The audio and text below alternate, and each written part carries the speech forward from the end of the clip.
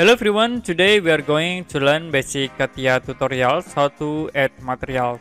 As example, I will create for simple part, click star, mechanical design, click part design. Okay, now you can click sketch. I will choose XC plan. We draw a rectangle at this point and then you can close sketch. Use extrude tools to convert this sketch into 3D. You can click this icon, click OK to extrude.